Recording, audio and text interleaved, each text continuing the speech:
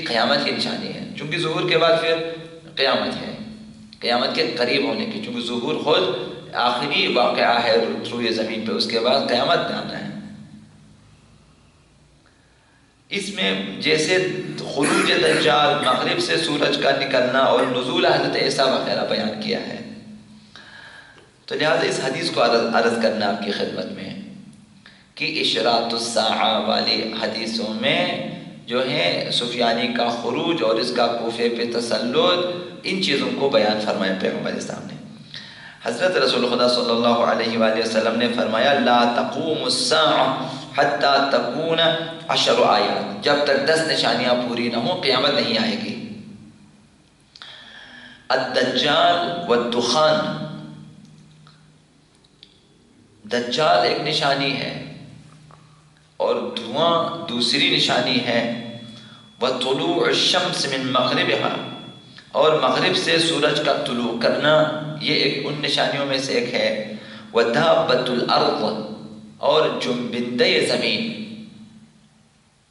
زمین پہ چلنے والا، رینگنے والا،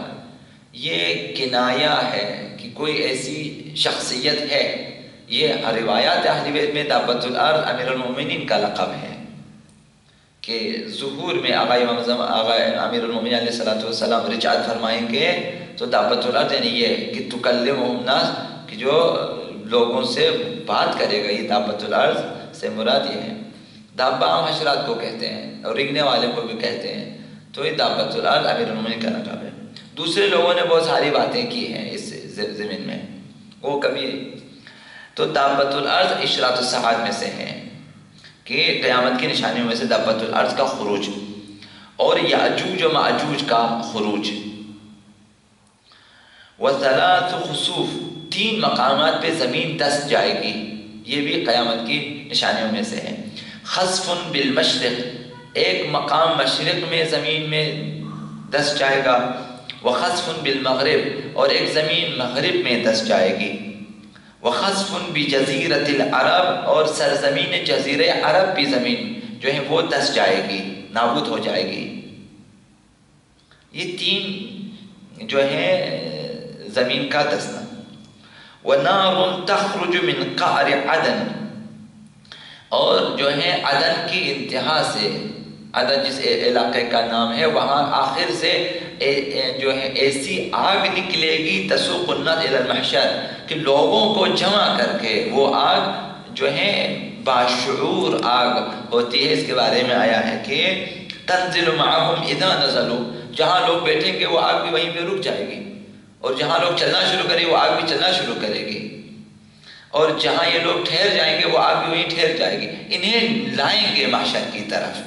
یہ اس طرح سے تعبیر کیا ہے۔ اب خدا خبر کی جو ہے ظہور میں یہ آگ لوگوں کو جو ہے اس طرح سے ہانکا کے کہاں لے آئے گی نہیں معلوم، بعد میں اس کا تجزیہ تحلیل جو ہے بیان ہوگی۔